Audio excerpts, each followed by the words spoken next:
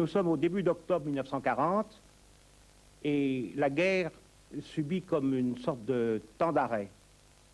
Non pas que les bombardements sur l'Angleterre aient cessé, mais les grandes opérations qui devaient aboutir finalement ont échoué. L'Angleterre n'a pas capitulé. En Cyrénaïque, les Italiens n'ont pas progressé. Et en Afrique, De Gaulle et Churchill ont échoué. Alors c'est l'heure des grandes manœuvres diplomatiques où on s'interroge sur ce qui va se passer. Hitler rencontre toutes sortes de représentants des pays d'Europe centrale. Il rencontre les chefs de l'État italien.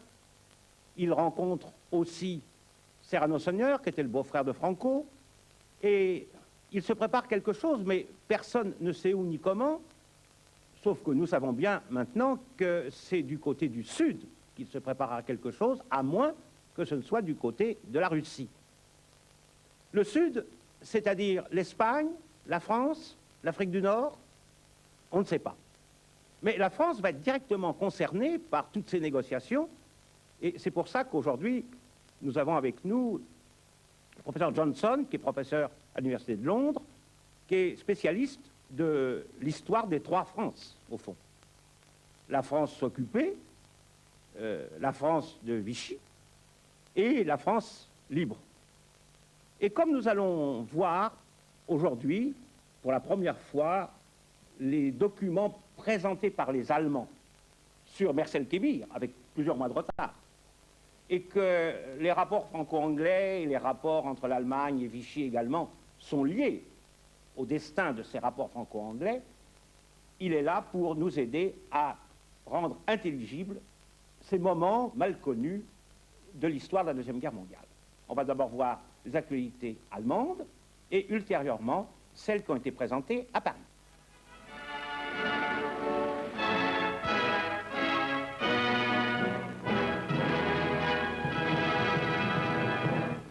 Die Vereinigten Staaten haben in den letzten Monaten ihre Aufrüstung wesentlich verstärkt. Hier unterzeichnet Präsident Roosevelt die Wehrpflichtvorlage, die kürzlich vom Kongress angenommen wurde. Nach der Unterzeichnung erließ Roosevelt sofort eine Proklamation, nach welcher sich alle amerikanischen Männer im Alter zwischen 21 und 35 Jahren zur Dienstleistung der Armee zu stellen haben. In allen Teilen der Vereinigten Staaten wurden bereits die Nationalgardisten zu den Waffen gerufen. Sie zogen, wie es in dem amerikanischen Text zu diesem Bilde heißt, für ein Jahr ihre Zivilanzüge aus, um eine Mobilisation in Friedenszeiten zu erleben.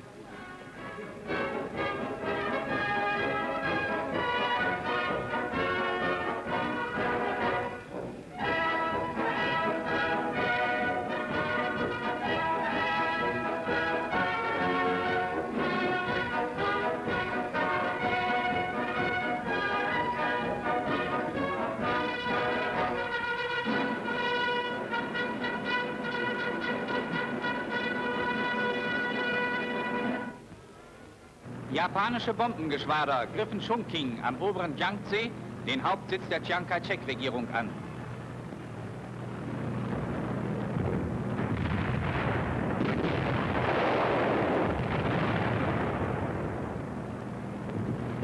Im Reihenwurf treffen die Bomben ihr Ziel.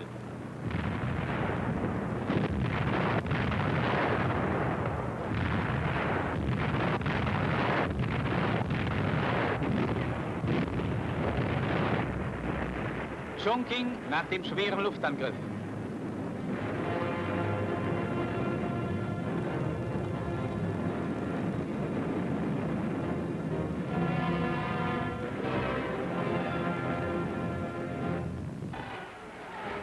König Christian von Dänemark feierte unter herzlicher Anteilnahme des gesamten dänischen Volkes seinen 70. Geburtstag.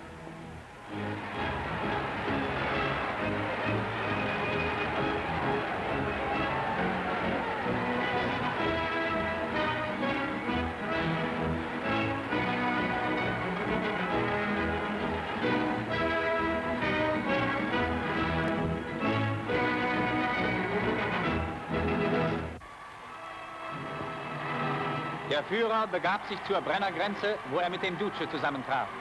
Es war die dritte Begegnung der beiden Staatmänner seit Kriegsausbruch.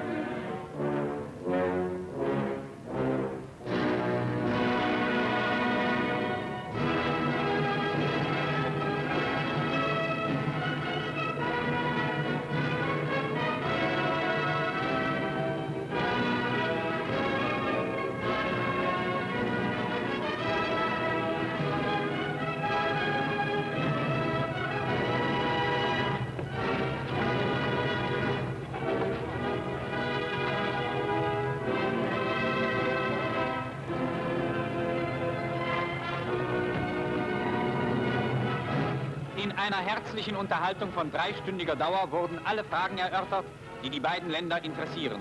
Der Führer und der Duce bestimmen heute, nach Abschluss des Drei-Mächte-Paktes, allein die Neuordnung Europas. Bon, là, il faut arrêter parce que cette entrevue du Brenner est capitale. Vous avez pu remarquer que Mussolini est particulièrement radieux, en dépit de l'échec en Afrique du Nord, parce que maintenant, lui, il sait que les Allemands ont échoué en Angleterre. Et d'une certaine façon, ça le soulage un peu dans ses rapports avec Hitler. Et au cours de cette entrevue, on le sait maintenant parce que les protocoles ont été publiés, au cours de cette entrevue, Hitler ne cesse d'expliquer pourquoi il faut qu'il retarde l'attaque contre l'Angleterre, que les chemins de fer avaient été détruits, que les ports avaient été détruits, qu'il fallait reconstruire. Bref, il trouve toutes sortes de raisons. Et puis comme il sent qu'il n'est pas très persuasif, à la fin, il lance une phrase étonnante et dit « Et puis enfin, je ne comprends vraiment pas pourquoi les Anglais ne capitulent pas. » Alors il y a un temps d'arrêt, et puis il dit « C'est qui compte sur les Américains et sur les Russes. Il faut donc s'occuper de ça. » Alors les Américains, il y a le pacte tripartite qui vient d'être signé avec le Japon, donc ça va les inquiéter de se battre sur deux fronts si jamais ils voulaient entrer en guerre. Et l'URSS, eh bien on va s'en occuper, mais ils ont peur de nous. Voilà en gros la substance de cette entrevue du Brenner. Der italienische Staatsminister Farinacci traf auf Einladung von Reichsminister Dr. Goebbels und Reichspressechef Dr. Dietrich in Deutschland ein.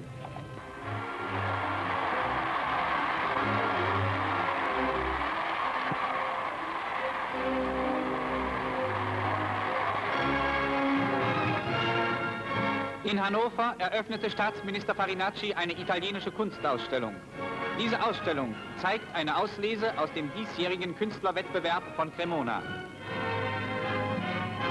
Stabschef der SA Viktor Lutze.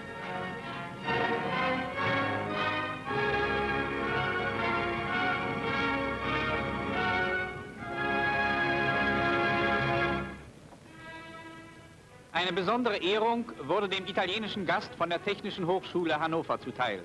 Die Fakultät für Allgemeine Wissenschaften verlieh ihm die Doktorwürde.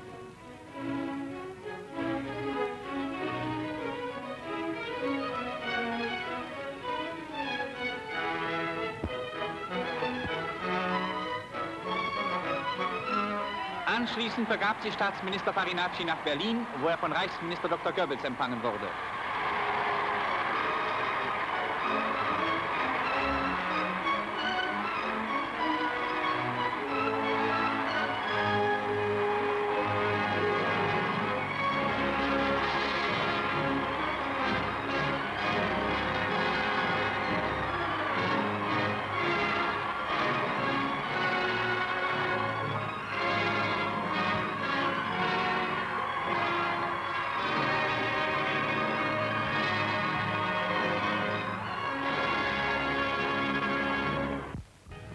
Im Gelände der Artillerieschule in Jüterburg.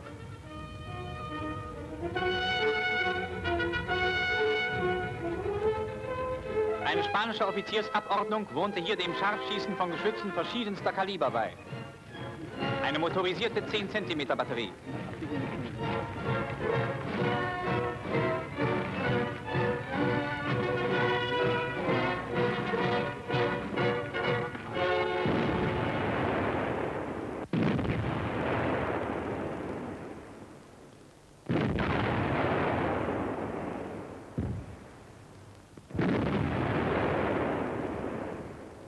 Ein 20 cm Mörser.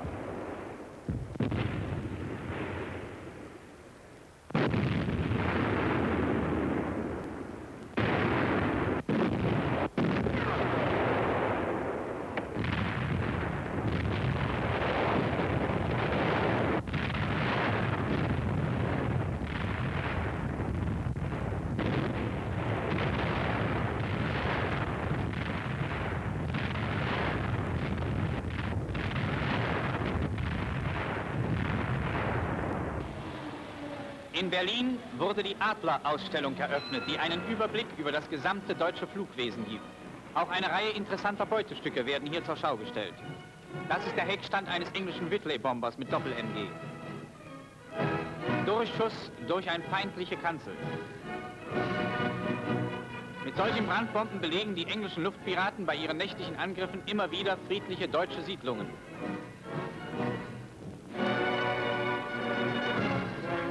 In einer Modellschau sieht man alle bekannten deutschen Flugzeugtypen.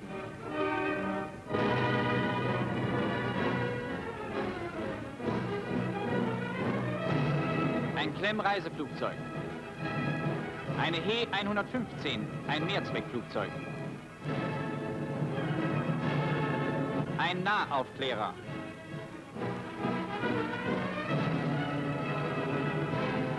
Eine He 59, die heute auch als Seenotflugzeug Verwendung findet.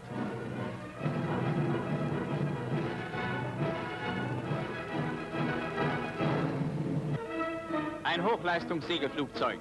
Das NS-Fliegerkorps zeigt unter anderem die Schulung der Flieger HJ im Segelflugzeugbau.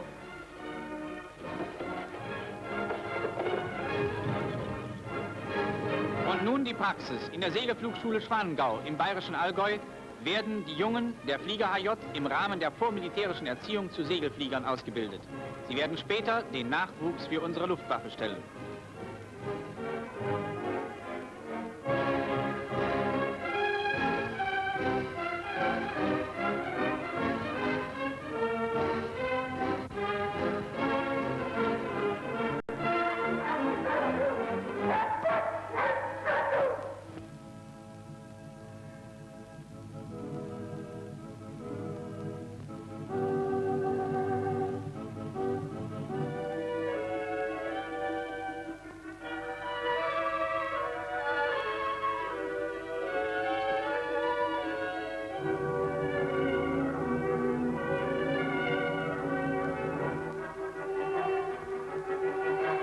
Auf der Havel bei Berlin wurde das erste praktisch erprobte Wassersegelflugzeug vorgeführt.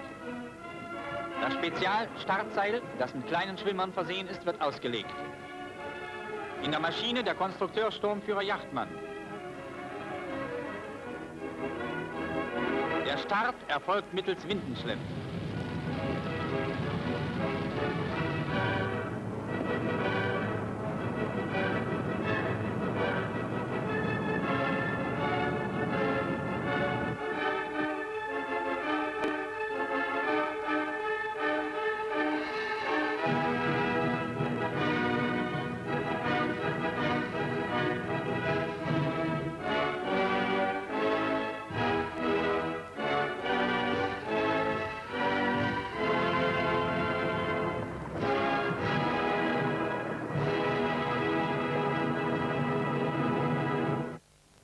In der Stadt Luxemburg fand die erste nationalsozialistische Großkundgebung statt.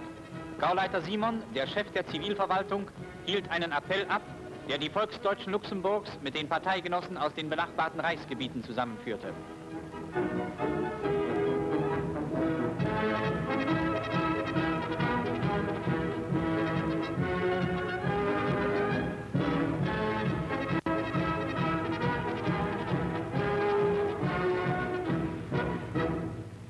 Im Schlosshof trat die luxemburgische Freiwilligenkompanie, die aus rund 350 Mann besteht, zur volksdeutschen Bewegung über.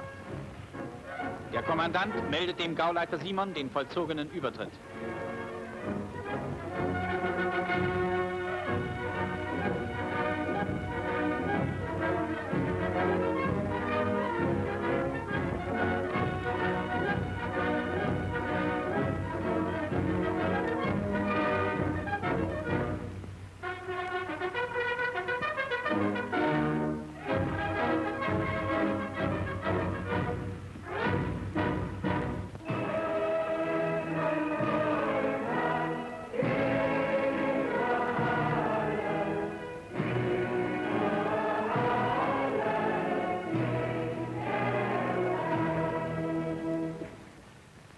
In den Grenzgebieten von Lothringen und Luxemburg liegen Minettegruben mit besonders ertragreichen und hochwertigen Eisenerzen.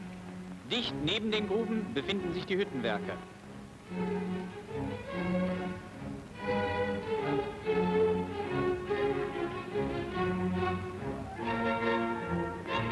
Mit Ausbruch des Krieges hatten die Franzosen den größten Teil dieser Gruben und Werke stillgelegt. Heute herrscht hier wieder Hochbetrieb. Deutschland hat seine alten lothringischen Erzgruben wieder. Von der Grube wird das Gestein zum Hochofen gefahren. Es besitzt ein Eisengehalt bis zu 35%.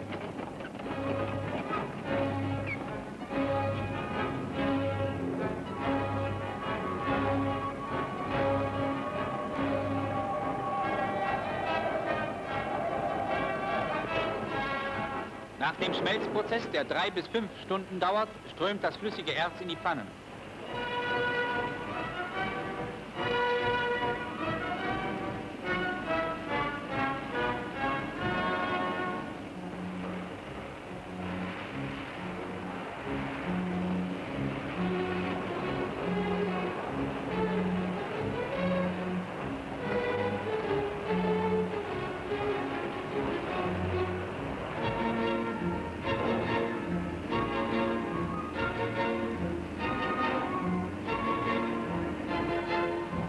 In der Thomasbirne findet die eigentliche Stahlerzeugung statt.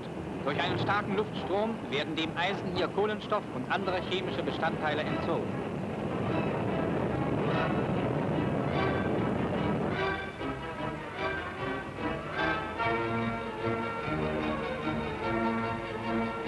Vom Gießwagen geht es in die Kokillen.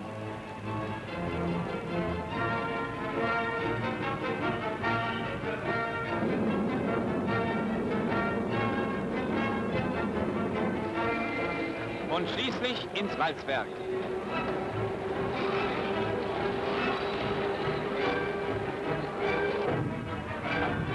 Der über 2 Tonnen schwere Block wird hier gewalzt und seinem späteren Zweck entsprechend geformt.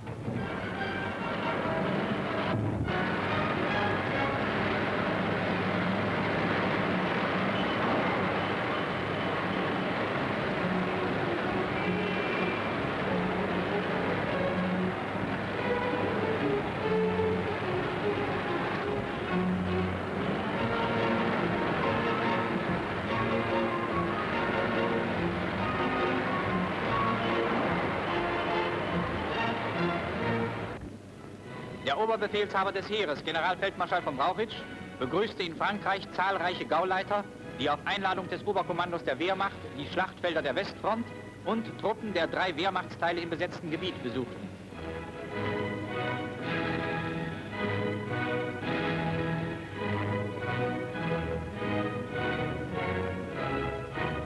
Vor Besichtigung der Schlachtfelder wurden noch einmal Erklärungen zur damaligen Lage gegeben.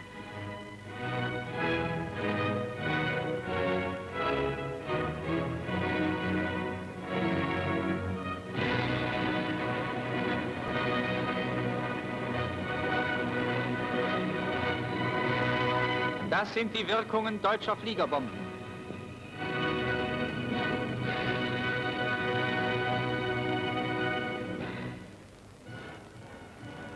Im Hafen von Oslo ist ein neuer Lebensmitteltransport für unsere Truppen in Norwegen eingetroffen. Auch hier beweist sich die vorzügliche Organisation des deutschen Nachschubs.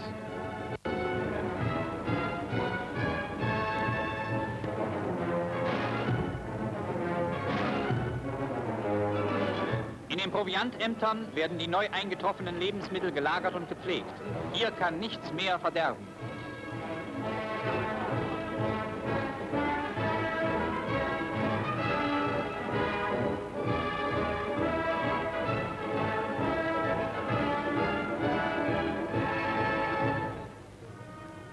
Um auch die Versorgung der Zivilbevölkerung in den besetzten Westgebieten sicherzustellen, wurden jetzt Lebensmittelkarten ausgegeben.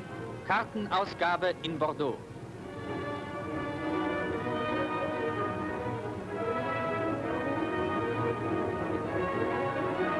Hier die Milchkarte.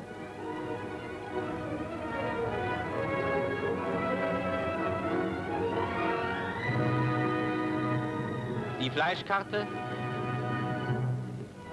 Die allgemeine Versorgungskarte. Und die Brot- und Mehlkarte.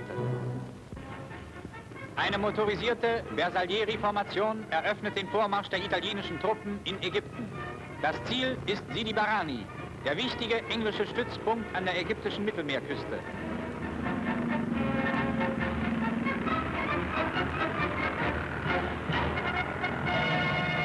Kampfgeschwader begleiten die vorrückenden Truppen.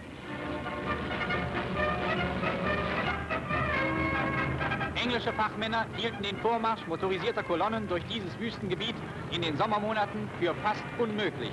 Marschall Graziani und seine Soldaten haben es dennoch geschafft. Über 2000 Kraftwagen nahmen ihren Weg durch die Wüste.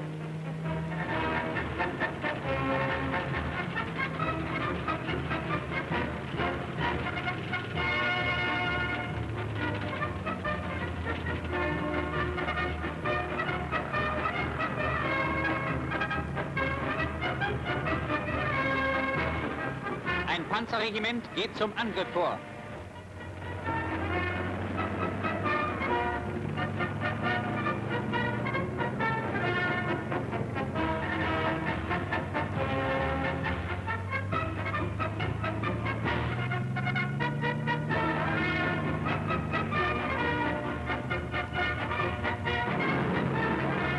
Inzwischen haben die Kampfflugzeuge Sidi Barrani erreicht.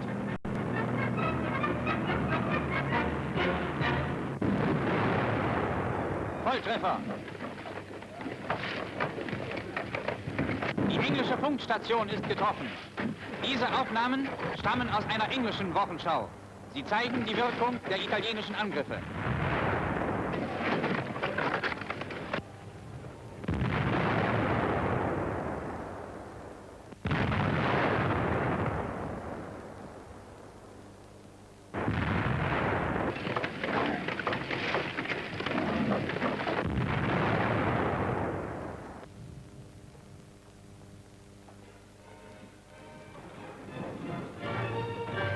Sidi Barrani nach der Erstürmung.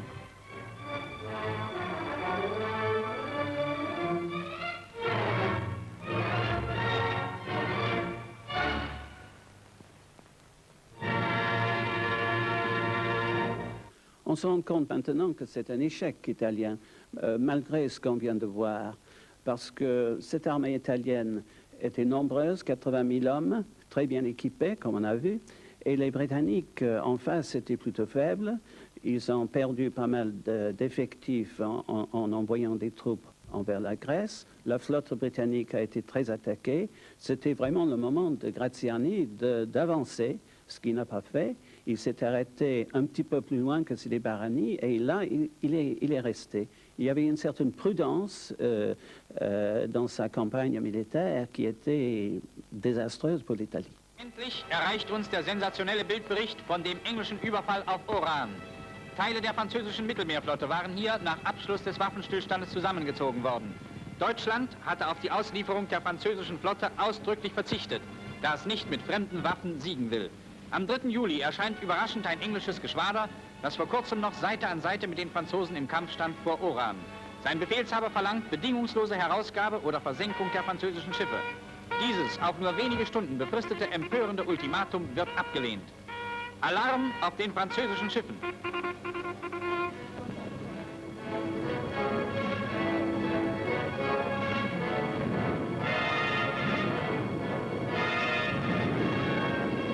Ehe jedoch die notwendigsten Verteidigungsmaßnahmen getroffen werden können, schlagen bereits die ersten englischen Granaten im Hafenbecken ein. Salve folgt auf Salve.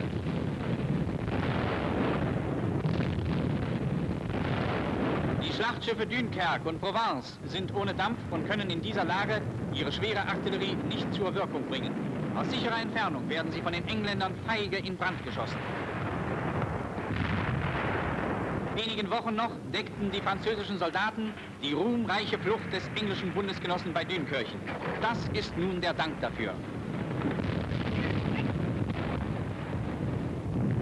Das Schlachtschiff Bretagne versucht, ebenso wie das Schlachtschiff Strasbourg, kämpfend durchzubrechen.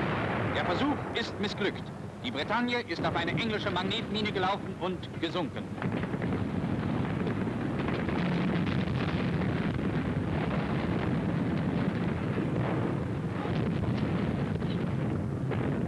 Im Feuer der englischen Streitkräfte bergen die französischen Matrosen ihre Kameraden.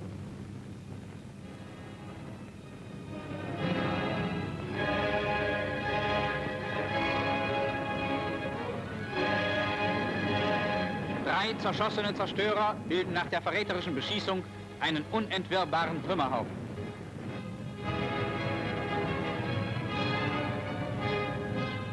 Der Überfall von Oran wird ein ewiges Schandmal in der Geschichte Englands bleiben.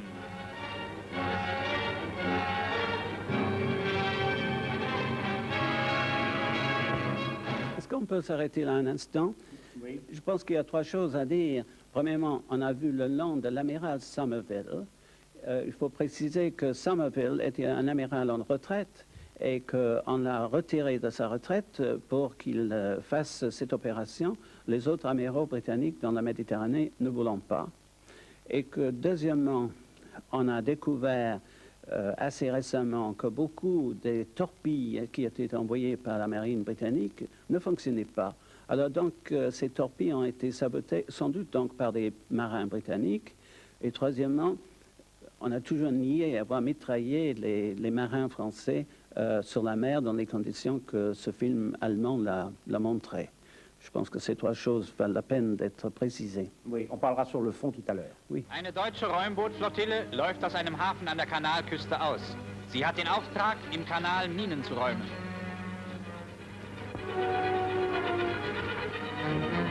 Das Räumgerät wird ausgebracht. Mit seiner Hilfe werden die Minen von ihrer Verankerung abgeschnitten und so zum Aufschwimmen gebracht.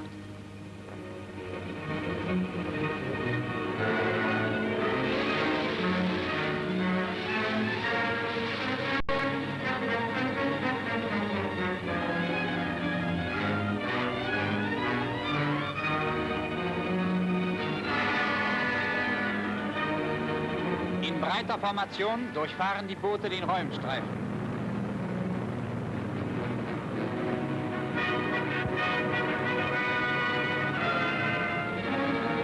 Ein Nahaufklärer. Er hat der Flottille das Herannahen feindlicher Seestreitkräfte rechtzeitig zu melden.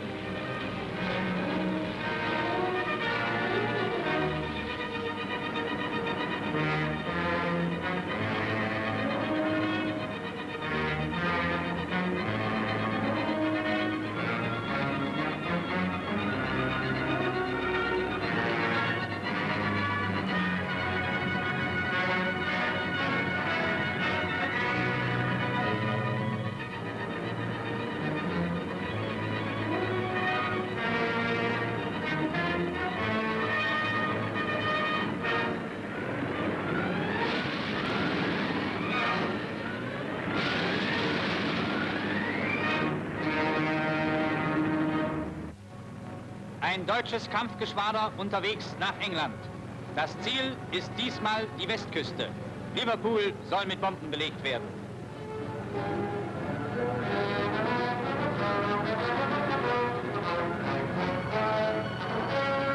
In später Nachmittagsstunde wird die irische See überflogen.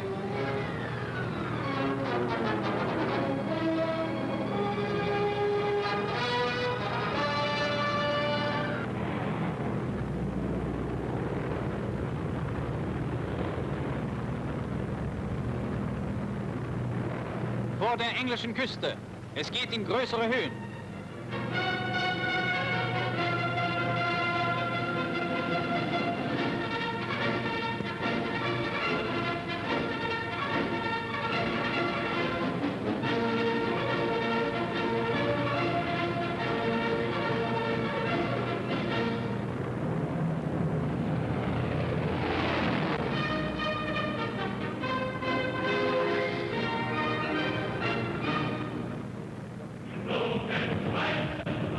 Die englische Flak versucht, eine Sperre zu legen.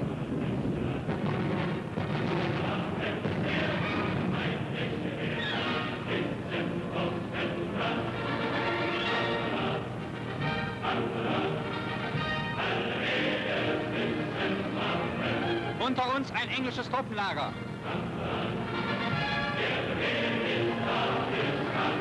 Es wird mit Maschinengewehrfeuer und mit Bomben belegt.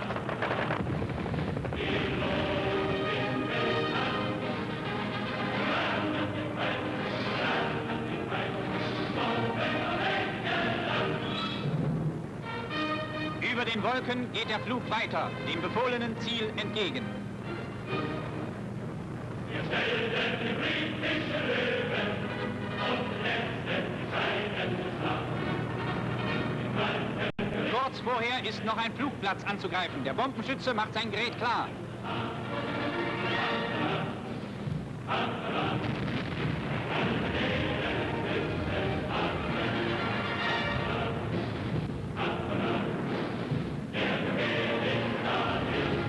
Achtung, die Einschläge liegen genau in den Hallen.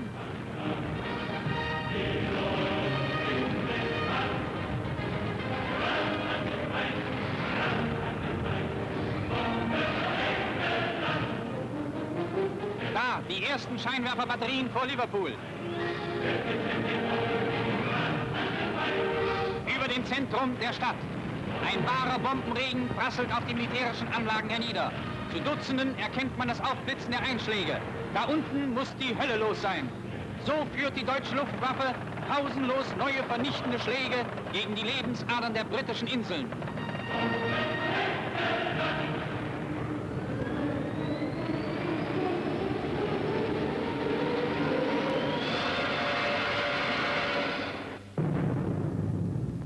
Dites-moi, vous y étiez, vous, là-bas? Oui, oui, j'étais dans le nord et ces attaques étaient considérables et très effrayantes.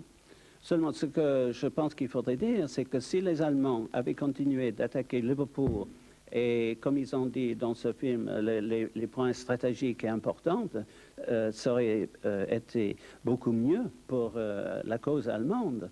Tandis qu'une attaque sur Liverpool, l'attaque sur Coventry, c'était désastreux pour l'Angleterre, mais les attaques sur Londres étaient nuisibles, mais ne changeaient pas l'effort militaire britannique.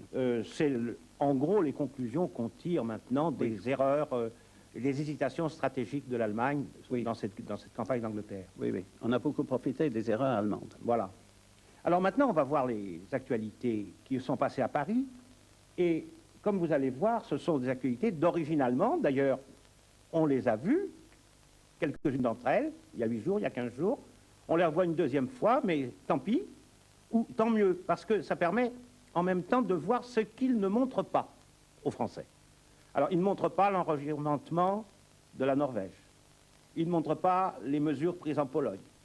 Ils ne montrent pas tout ce qui se passe en Alsace et en Lorraine. Bref, ils nous donnent des informations anesthésiées. On va les voir.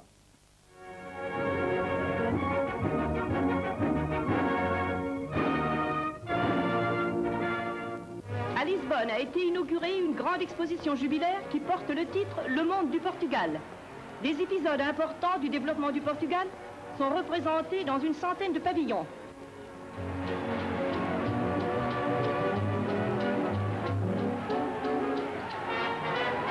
Le jour de l'inauguration, devant 250 000 spectateurs, un cortège historique remémora par ses chars et symboles 8 siècles de l'histoire du Portugal.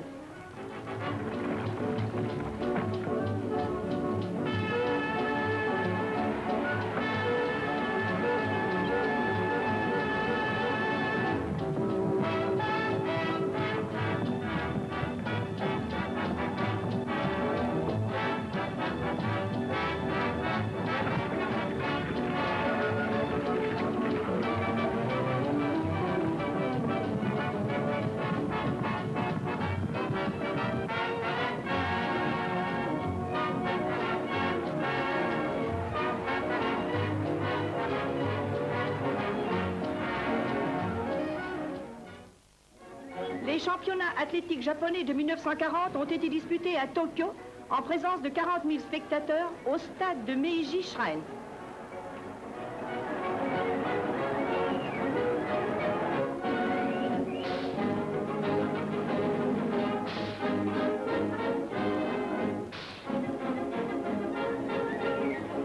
De merveilleux résultats ont été spécialement enregistrés au saut à la perche.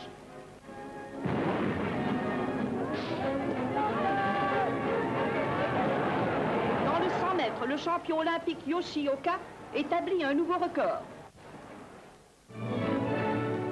Le Führer a reçu au cours d'un long entretien l'envoyé spécial du général Franco, le ministre de l'Intérieur espagnol, M.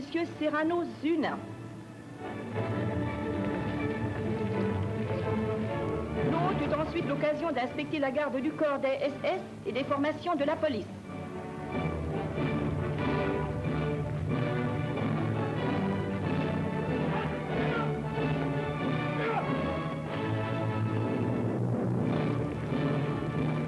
le chef de l'organisation du Reich, le docteur Ley, présente au ministre de l'Intérieur les 3 types de la voiture populaire allemande.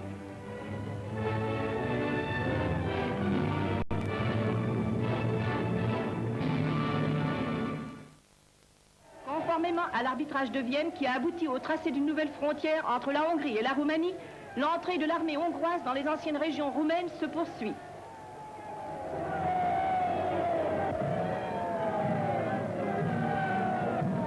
Le Reichswehrweser, amiral von Horthy, fait son entrée dans la capitale de la Transylvanie.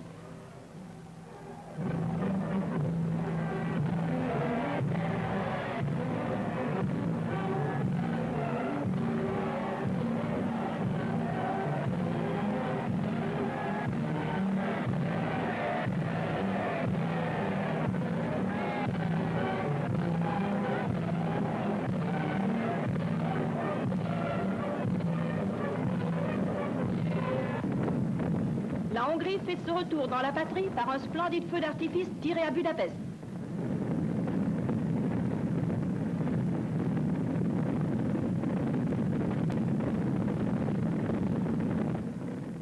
Le ministre des Affaires étrangères du Reich, M. von Ribbentrop, s'est rendu en Italie pour un court séjour. Arrivé à Rome et réception par le ministre des Affaires étrangères italien, Contiano.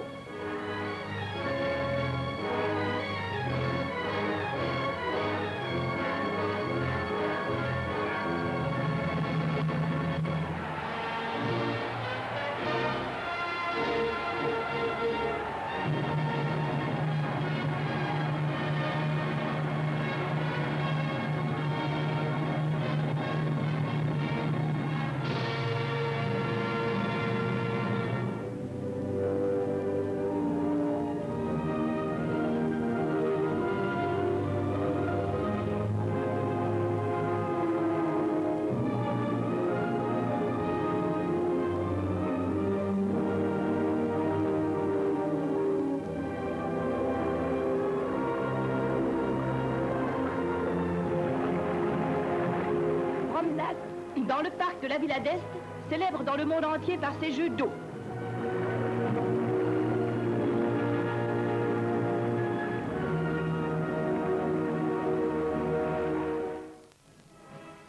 Des submersibles allemands se préparent à des croisières. Chargement de torpilles à bord. Au cours de la première année de guerre commerciale, la marine de guerre allemande a coulé 4 300 000 tonnes de navires ennemis ou au service de l'ennemi.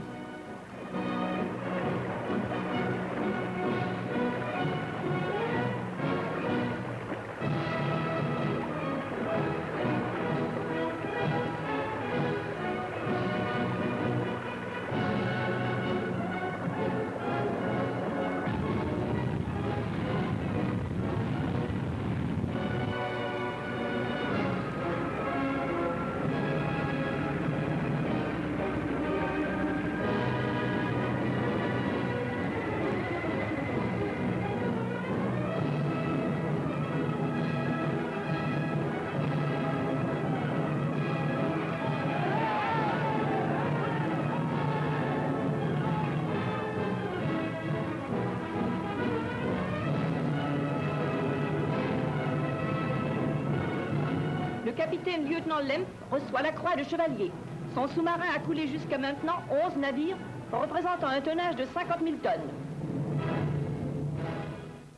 Les hôpitaux allemands de Bethel, près de Bielefeld, sont marqués de 29 grandes croix rouges d'une superficie atteignant jusqu'à 30 mètres carrés. Par un clair de lune le plus pur et dans un éclairage rayonnant de bombes lumineuses, les héros de la Royal Air Force lancèrent 8 bombes explosives sur cette retraite d'êtres malades. Cet attentat entraîna la mort de 8 victimes et autant de blessés.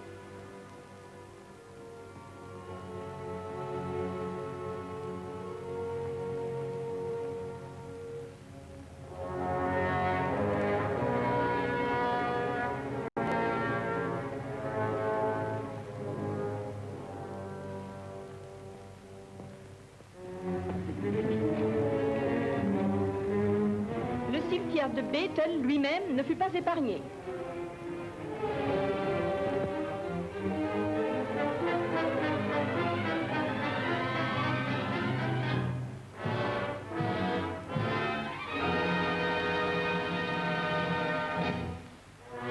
Dans ce dortoir, 9 enfants furent tués et 5 grièvement blessés.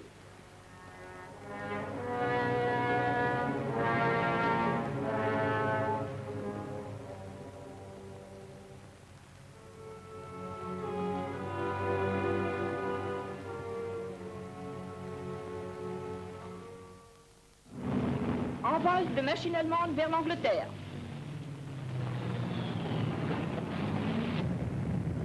Au-dessus du canal.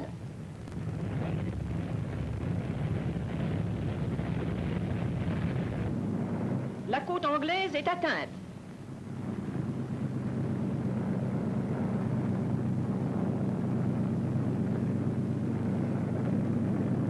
Les avions allemands volent en rase-motte au-dessus du territoire ennemi.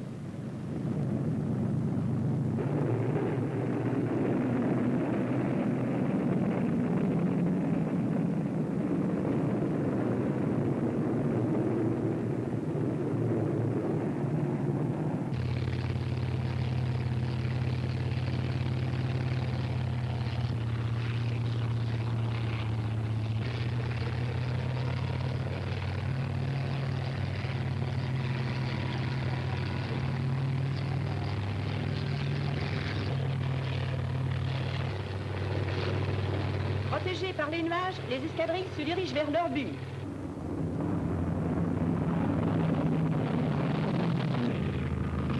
Les avions de chasse protègent les avions de combat contre toute attaque de chasseurs ennemis. Un aérodrome anglais. Des séries de bombes filent vers leur but.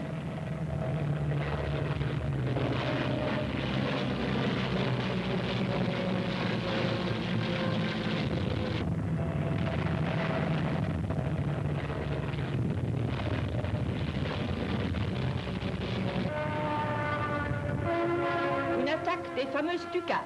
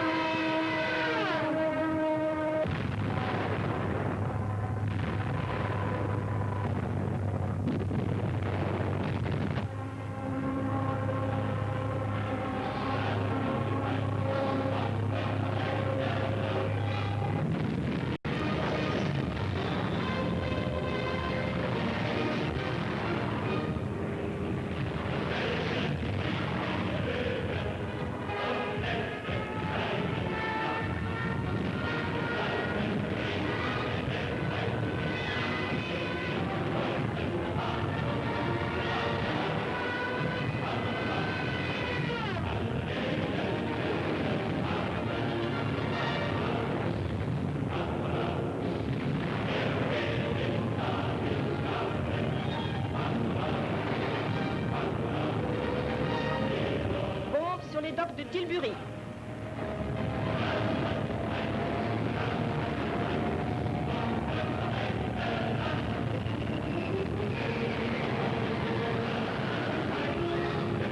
Voici ce que les bombes allemandes font des réservoirs à huile de Thameshaven. Les attaques de représailles de l'aviation allemande ne connaissent pas de répit.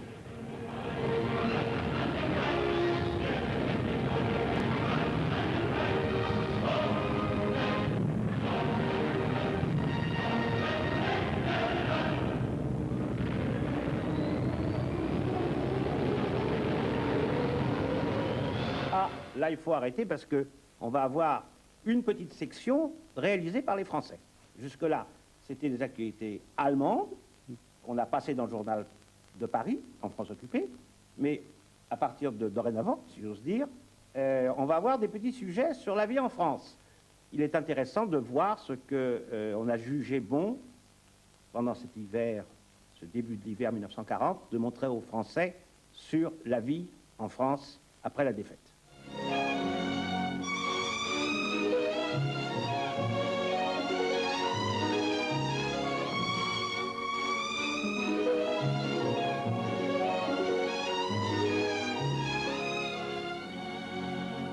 Ris Orangis. C'est ici, dans cette maison fondée jadis par Dranem, dont le cœur n'avait d'égal que le talent, que les vieux artistes de music-hall viennent finir leur jour. Parmi eux, beaucoup connurent la gloire, beaucoup enchantèrent notre jeunesse.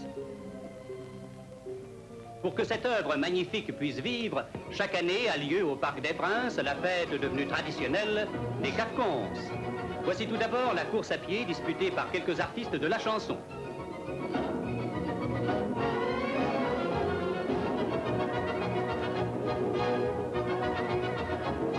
La course à l'australienne par la Fédération cyclo-féminine de France.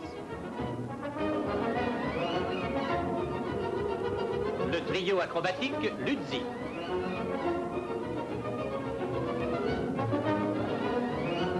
Ginette Leclerc et Lucien Gallas sur moto bébé entraînent le champion de France Paul Maille. Victor Boucher donne le coup d'envoi du match opposant le Racing à Étrangers de Paris. Au cours de cette réunion, le sport et l'humour alternent pour la grande joie des spectateurs. Et voici la course devenue classique des débrouillards, disputée par les artistes de music-hall.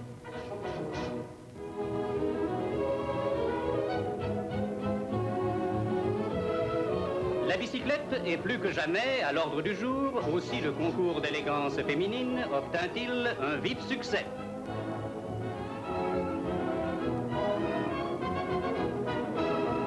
La haute couture a su adapter la mode aux nécessités imposées par les circonstances actuelles. Dans le jury, à côté de Victor Boucher à Lisfield. Laure Diana se classe première. Ainsi se termine cet après-midi, placé sous le double signe du rire et de la charité.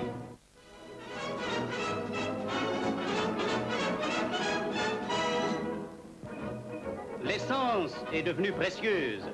Économisons-la. Aux Halles, la charrette à bras est reine. Paris se trouve ainsi privé de ses transports habituels, mais, et ces images le prouvent, il n'y a pas plus ingénieux et débrouillard que le Parisien.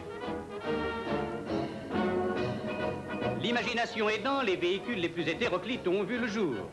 Les parcs d'auto sont devenus de démocratiques garages de vélos. Même les vieux sapins de notre enfance connaissent une vogue nouvelle. Ce nouveau genre de pousse-pousse taxi est également très demandé.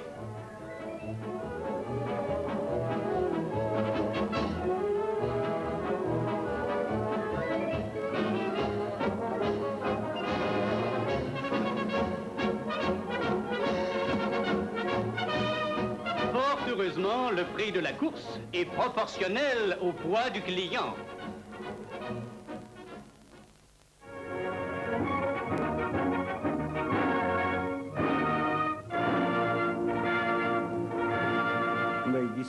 Distraire toujours. Oui. On est loin des réalités et des drames de la guerre. Oui. On nous en éloigne toujours un petit peu plus. Et on nous éloigne surtout des problèmes qu'on nous a montrés, c'est-à-dire les rapports franco-anglais et Mercel-Kébir, enfin, et ses suites, puisque là, nous sommes malgré tout en octobre. Oui. Alors, vous connaissez bien ces problèmes. Oui. Qu'est-ce qu'on peut dire maintenant sur Mercel-Kébir 50 ans après? C'est-à-dire que l'argument de l'amiral Darlan et des Français, la plupart des Français, était que la flotte française n'était pas en danger. C'est-à-dire que la flotte française n'allait pas être prise par les Allemands. Et que dans ce sens-là, cet acte de la part de la Grande-Bretagne était non seulement quelque chose de honteux, mais aussi quelque chose qui n'était pas du tout nécessaire. Alors, je pense qu'on est entré un petit peu dans une période où on pensait à un renversement des alliances. C'est-à-dire qu'après Mercel-Kébir, l'amiral Darlan pensait à attaquer Gibraltar, à attaquer Freetown. Même il y avait l'idée de couper l'oléoduc britannique à côté de Haïfa et aussi faire une opération avec la flotte italienne pour bloquer la flotte britannique à côté d'Alexandrie. Toutes ces tentatives ont échoué, peut-être à cause de l'hésitation du maréchal Pétain, l'opposition des autres, et aussi le fait que ni l'amiral Raeder de la part des Allemands, ni le général Portiero de la part des Italiens voulaient se lancer dans ce genre d'aventure. Mais c'est assez curieux qu'après ces épisodes, et après l'établissement quand même d'un modus vivendi entre les flottes en Extrême-Orient, aux Antilles et ailleurs, on a commencé une tentative de rapprochement entre la Grande-Bretagne et Vichy. Oui, mais alors, ça s'explique par quoi? Ben, ça s'explique par le fait que, premièrement, le mouvement du général de Gaulle à Londres n'a pas pris l'envergure qu'on croyait.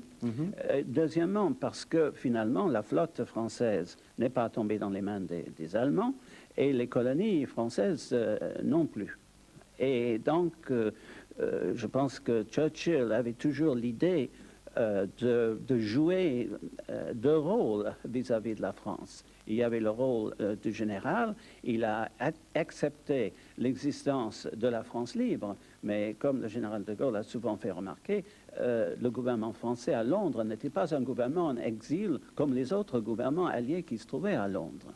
Ce n'était pas un gouvernement, n'était pas reconnu comme gouvernement, c'était surtout la reconnaissance d'un homme. Alors, c'est ce qui est très important pour l'avenir du gaullisme. Oui, mais alors, c'était un isolement absolu pour De Gaulle à ce moment-là. C'était un isolement, mais dans un sens, c'était un isolement qui a réussi à briser en Afrique équatoriale surtout, et c'est un isolement dont il a profité, parce que si on voulait parler de la France, que c'était les affaires étrangères, que c'était Churchill lui-même, c'était le ministère de la guerre, le ministère des colonies, on était obligé de passer par le général de Gaulle personnellement. Cela dit, on est au moment où la diplomatie de Vichy pense que grâce à Marcel Kébir, on va pouvoir se rapprocher des Allemands. Oui, et justement, c'est ça qui a changé toute la position de la Grande-Bretagne. C'est-à-dire que les négociations secrètes qui avaient lieu en Espagne, tout ça est tombé à l'eau plus tard. Enfin, c'était plus tard, c'était pas le moi qui nous préoccupe actuellement, avec Montoire. Oui. Alors, dans ce sens-là, les arguments en faveur de Pétain sont devenus beaucoup plus faibles. Bien sûr. Mais pour l'instant, Pétain, Baudouin, Laval, chacun de leur côté, essayent de nouer avec Hitler, ou avec Ribbentrop, ou enfin avec qui ils peuvent, ou avec Abetz, bien entendu, pour opérer ce renversement des alliances qui semble nécessaire et pour lequel, au fond, Marcel Kébir donne une sorte de quitus. Ça permet de se retourner en ayant bonne conscience. C'est ça, oui, Voilà. oui, dans ce sens, je pense que vous avez raison.